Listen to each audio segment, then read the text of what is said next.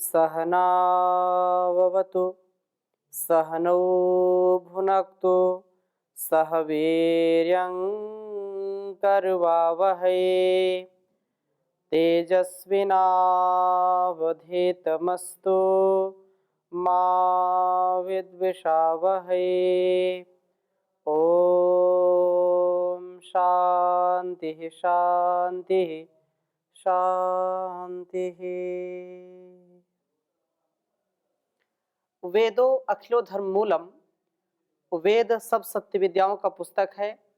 वेद का पढ़ना, पढ़ाना, सुनना, सुनाना तथा आचरण में लाना हम सबका परम कर्तव्य है। श्रेष्ठ जनों का परम कर्तव्य है, आर्यों का परम कर्तव्य है। क्योंकि बिना वेदों के जान के हमको अपने जीवन की जो गति प्रगति है उसके विषय में संपूर्णता से बोध नहीं होता है। व्यष्टि से समष्टि के कल्याण के लिए, आत्म कल्याण से विश्व कल्याण के लिए यह अत्यंत महनीय ज्ञान है वेदों का ज्ञान। इसलिए हम नित्य प्रति जरूर इसका स्वाध्याय करें, इसको आत्मसात करें। अपना कर्तव्य क्या है हम इसको जानें, हम मर्यादाओं का पालन करने वाले बने, हम अनुशासन का पालन करने वाले बने, हम किसी भी प्रकार से अनुशासनहीन ना हो, अमर्यादित व्यवहार कभी ना करें। एक छोटा सा परिवार भी मर्यादा से ही चलता है। जहां पर मर्यादा नहीं है, जिस परिवार में, जिस समाज में, जिस राज्य में, राष्ट्र में मर्यादाओं का ध्यान नहीं रखा जाता है, वह घर परिवार, वह समाज संसार नष्ट हो जाता है, भ्रष्ट हो जाता है और उसमें कभी भी सुख और शांति का प्रवाह नहीं चलता। सुख और शांति के लिए, आनंद के लिए, सौमनस्य समरसता के लिए हमको मर्यादाओं का पालन अवश्य करना चाहिए। अतः वेदों का जो उपदेश है वह हमको दिव्य गुणों से विभूषित करने का है और हम अपनी मर्यादाओं का ध्यान रखें। इसके लिए बहुत सुंदर बात कही है। हम ऋग्वेद के चौथे मंडल के 5वें सूक्त के 13वें मंत्र का आज स्वाध्याय करेंगे। मैं प्रथम वेद मंत्र आपके समक्ष लिखता हूं, फिर आगे चर्चा करता हूं इसकी।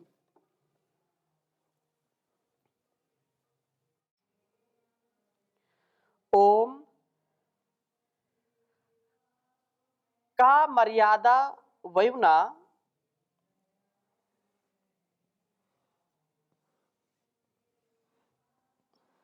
का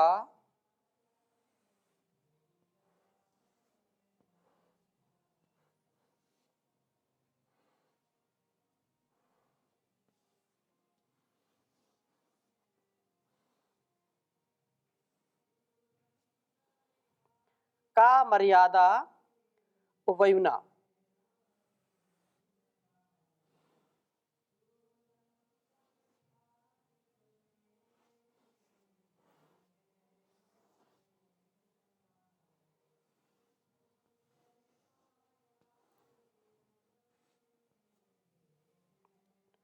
कद्धा वाममच्छ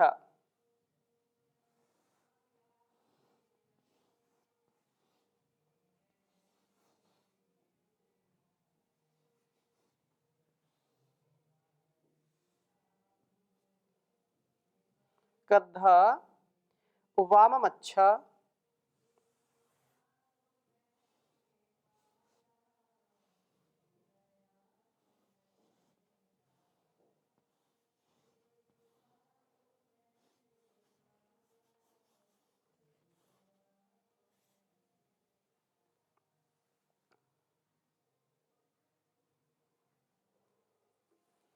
वाममच्छ गमेम रघवो नवाजम।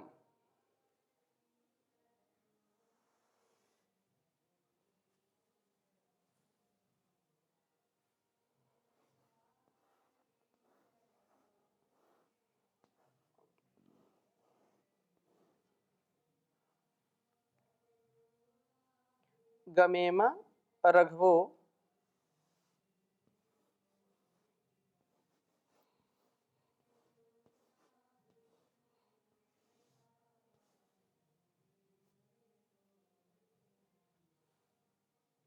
नवाजम।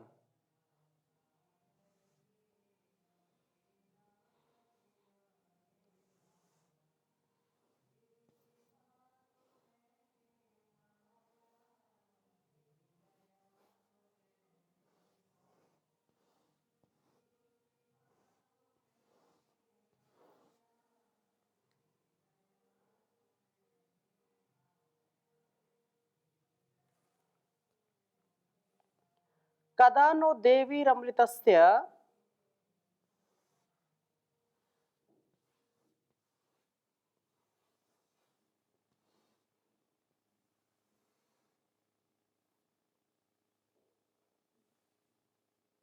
कदा नो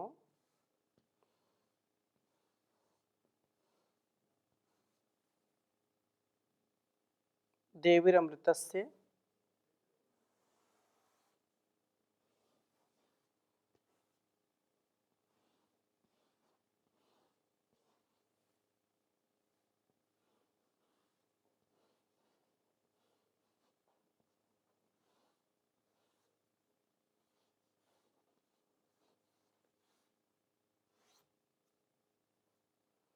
देवीरमृतस्य पत्नी सूरो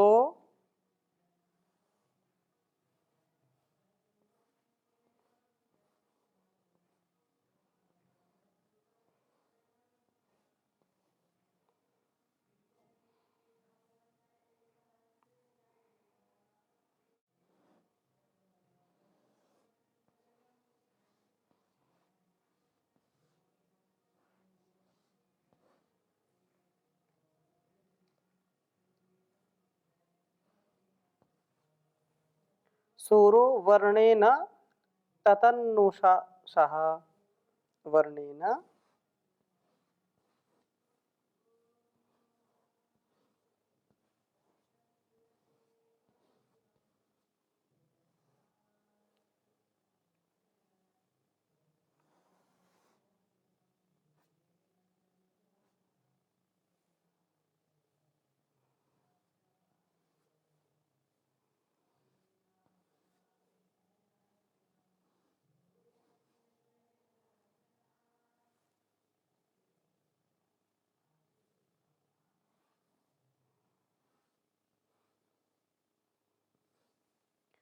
ततन्नुषासः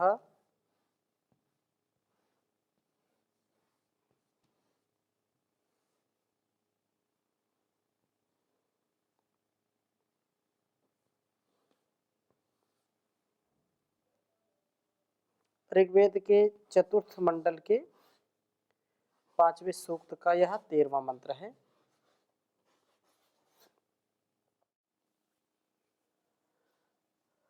ओम कामर्यादा वयुना कद्ध वाममच्छ गमेम रघवो न वाजम कदा नो देवीर अमृतस्य पत्नी सूरो वर्णेन ततन्नानुशासः।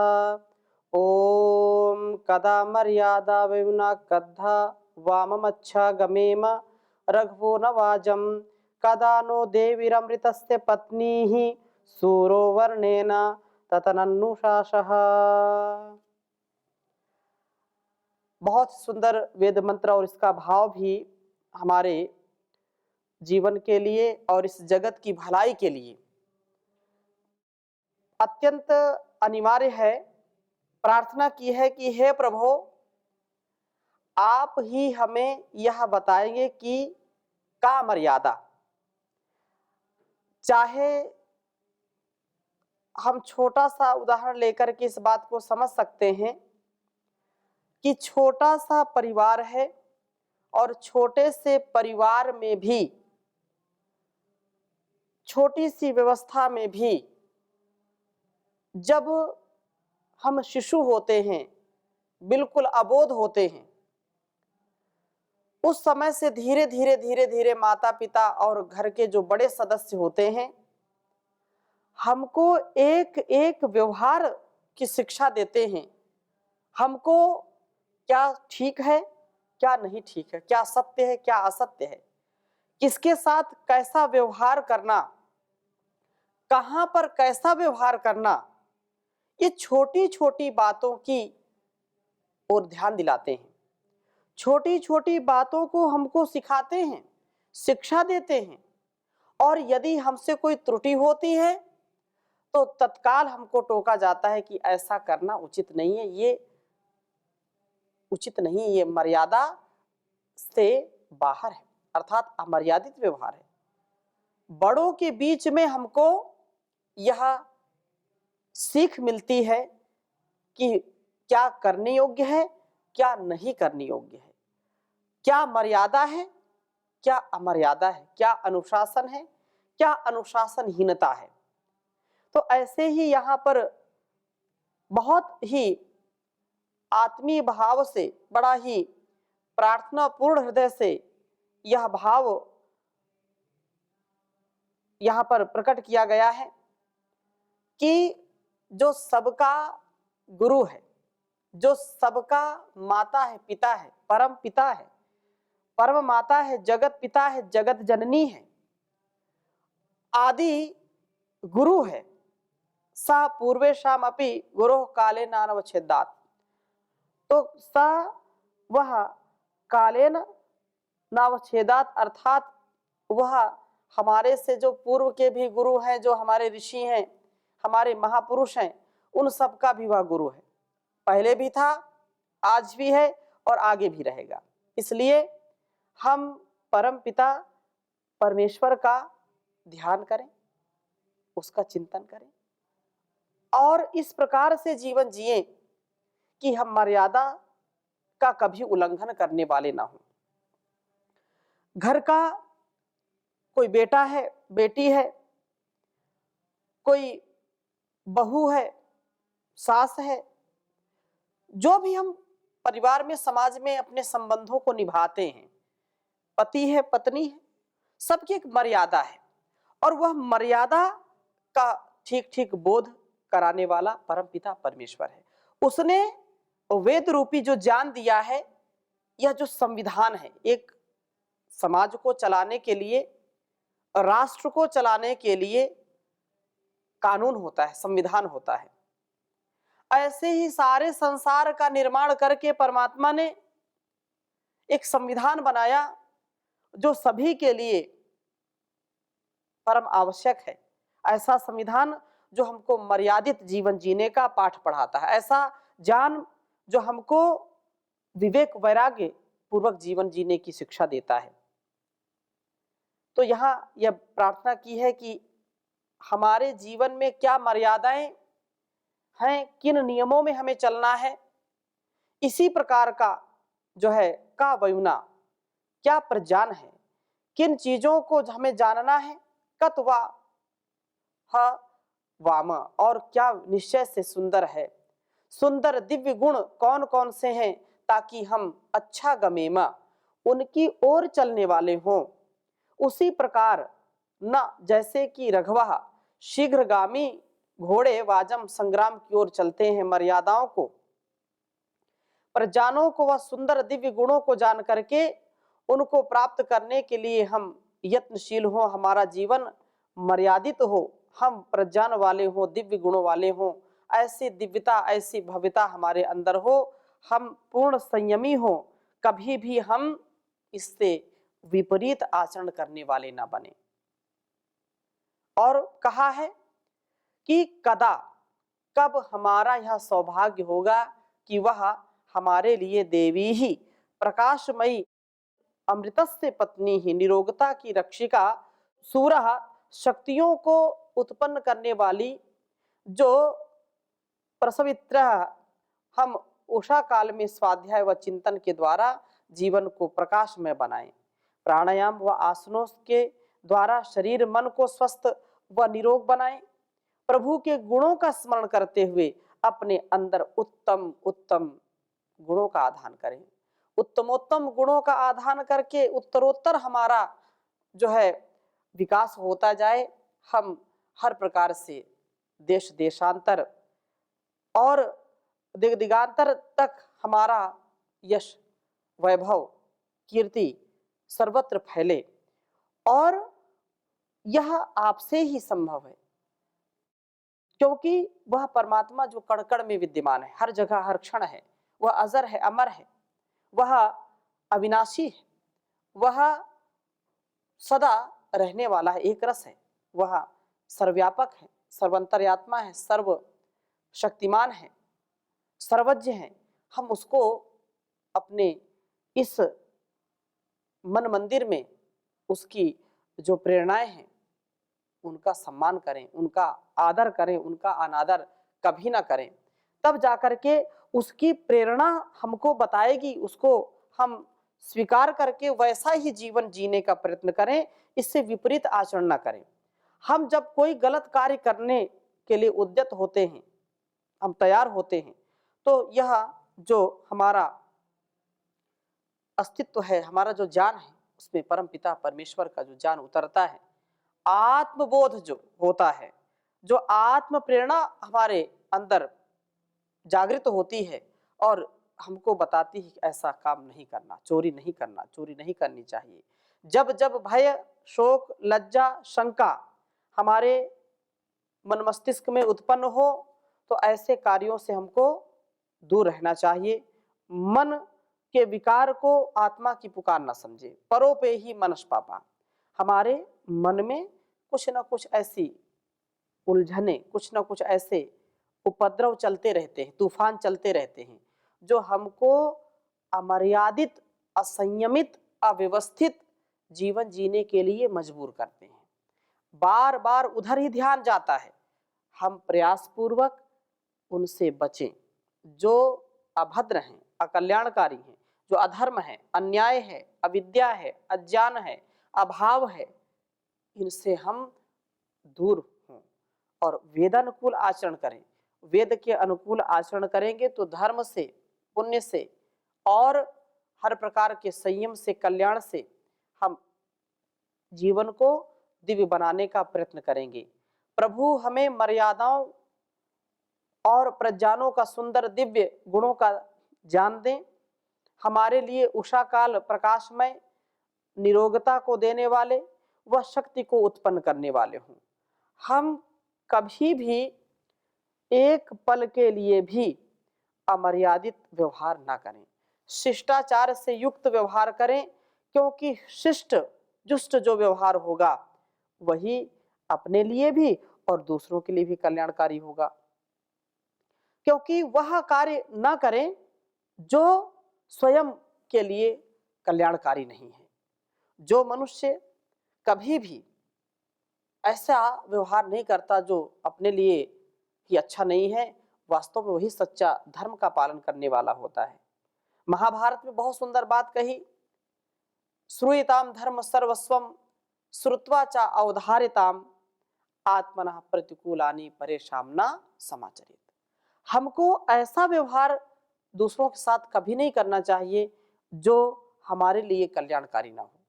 जो हमारे लिए ही अहितकारी है वो हम दूसरों के लिए ना करें। फिर एक प्रश्न उठता है कि समाज में, परिवार में या राष्ट्र की जो व्यवस्था है, जो शासन है, या घर परिवार में एक दूसरे को टोकते हैं किसी बुरे कार्य के लिए या दंड देते हैं, तो क्या नहीं करना चाहिए? उसको कष्ट तो होता ही होता है, लेकिन उसमें परिवार, समाज और संसार का हित होता है। तो एक यदि कोई व्यक्ति संसार में या समाज में, परिवार में बाधक बनता है वह, और समाज को, परिवार को अशांत करता है, तो उसका तो उपचार करना ही चाहिए, क्योंकि एक के कारण अनेक लोगों में हीनता की भावना आ जाती है, दुख दारिद्र्य से युक्त जीवन हो जाता है। अतः यह बिल्कुल अपने में यह उतार लेना चाहिए कि हमको कभी भी दूसरों को अभद्र वाणी बोलने में या उनके प्रति अभद्र विचार रखने में कभी भी हमारा सम्मान नहीं होगा, कभी उत्थान नहीं होगा। एक मर्यादा है, हम कभी भी दूसरों को ऐसे शब्दों का प्रयोग ना करें जो हमारे लिए उचित नहीं है। फिर दूसरे हमारे लिए बोलते तो क्या करना? सहन करना।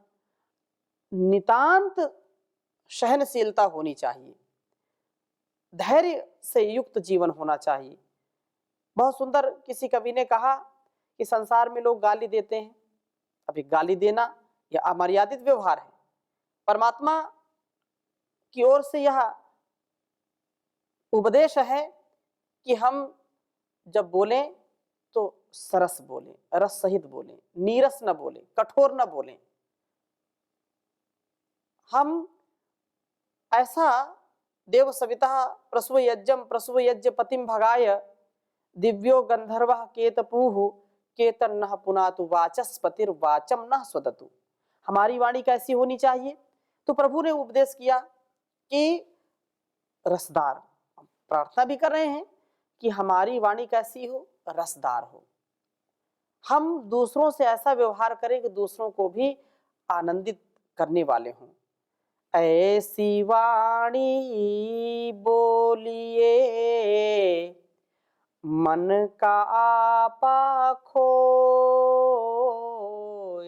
ऐसी वाणी बोलिए मन का आपा खोए, औरन को शीतल करे आपहु शीतल होए रे कबीरा आपहु शीतल होए। तो हम शीतलता से, मधुरता से युक्त वाणी का प्रयोग करें। यद वदामि मधुमत तद वदामि, जो मैं बोलूं वो मधुरता से और निरहंकार भाव से बोलने का प्रयत्न करूं। तो दूसरे के द्वारा गाली देने पर भी उसे गाली न दें। सहन करने वाले का अप्रयुक्त क्रोध ही उस गाली देने वाले को जला डालता है और गाली दाता के जो है पुण्य को भी हर लेता है। एक मर्यादा यहाँ पर बताई जो है महाभारत के एक श्लोक में कि आक्रोश्यमानो नाक्रोश्यन मन्युरेव तितिक्षतः आक्रोष्टाराम निर्दहति सुकृतम चास्य विन्दति। बहुत सुंदर बात कही कि एक मर्यादा। मर्यादा क्या है कि यदि तुमको कोई गाली दे रहा है और तुम भी बदले में गाली दे रहे हो तो ये मर्यादा का पालन नहीं है। दे रहा है तो उसके पास जो है वो देगा। हमको नितांत सहनशीलता रखनी चाहिए और गाली देने वाला उस व्यक्ति को जो गाली दे रहा है और वह शांति से सुन रहा है तो उसका और क्रोध बढ़ता है, वह अपने पुण्यों का नाश करता है और जो सुनने वाला उसके पुण्य बढ़ते हैं। किसी कवि ने बहुत सुंदर बात कही कि संसार के लोगों, तुम गाली दे रहे हो मुझको दो, ददतु गालिम गालिमन्तो भवन्तः वयमिह तद्भावे गालिदाने समर्था जगति विदित मेता दीयते विद्यमानम नहीं शशक विषाणः कोपि कस्मै ददाति। जिसने भी अमर्यादित व्यवहार किया, जिसने भी किसी को गाली दिया, तो जो ज्ञानी है, जो विवेकी है, जो वेद ज्ञान का आत्मसात करने वाला व्यक्ति है, वह प्रसन्न होता है, नाराज नहीं होता कि ठीक है गाली तुम्हारे पास गाली, ददतु गालिम। ऐ दुनिया के लोगों, गाली वालों, तुम गाली खूब दो। क्यों? क्योंकि वयम अपि तद्भावे, हम तुम्हारे जैसे गाली नहीं दे सकते। वयम यह तद्भावे गाली दान्या समर्था, हम समर्थ नहीं। क्यों? क्योंकि जगति विदित में तद दीयते विद्यमानम, क्योंकि संसार के लोग जानते हैं, ये पब्लिक है, सब जानती है, जिसके पास जो वस्तु है वही देता है। अब तुम्हारे पास गाली है, जैसे गालीमंत कहा तो गालीमंतः, जैसे कोई बुद्धिमान है तो उसको बुद्धिमंता बोलते हैं। जिसके पास धनवान है धनवंत, तो धनवान है, बुद्धिमान है, शक्तिमान है, बलवान है, प्रज्ञावान, जो भी है तो वानवान, तो गालीवान। तुम्हारे पास गाली है इसलिए आप गाली दे रहे हो, लेकिन हमारे पास तो गाली है ही नहीं। हम तो बिल्कुल आनंद से, सुख से, ज्ञान से भरे हैं तो जान लेना तो हमसे लीजिए, बुद्धि लेनी तो लीजिए, लेकिन गाली वाले हैं तो गाली दीजिए आप। क्योंकि यह सारा संसार जानता है कि नहीं शशक विषाणा कोपि कस्मै ददाति। कोई संसार का व्यक्ति बोले कि खरगोश का सींग ले आओ, लेकिन जब हम जानते हैं कि खरगोश का सींग होता ही नहीं है, तो कौन किसको खरगोश का सींग दे सकता है, क्योंकि यह है ही नहीं है। इसी प्रकार से जिसके पास जो है वही देगा। यदि कोई दूसरे का सींग मांगता तो देते, लेकिन खरगोश का सींग ही होता नहीं, तो ये तो गलत बात है। इसलिए यहाँ पर जो मर्यादा का पालन है वह हम मर्यादित तो होकर के जीवन को जीने वाले बने तो निसंदेह हमारा अत्यंत उत्कर्ष होगा।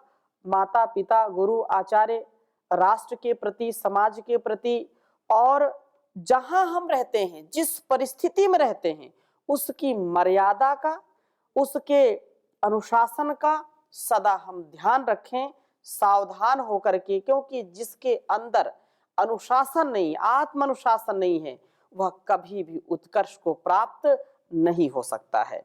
इसलिए मर्यादा कहें, अनुशासन कहें, इसको बनाकर के रखने वाला व्यक्ति देश को, समाज को और अपने घर परिवार को, अपने आप को उत्थान की ओर ले जाता है, उत्कर्ष की ओर ले जाता है, और वह जन्म जन्मांतरों के पुण्याशियों से मिलता है।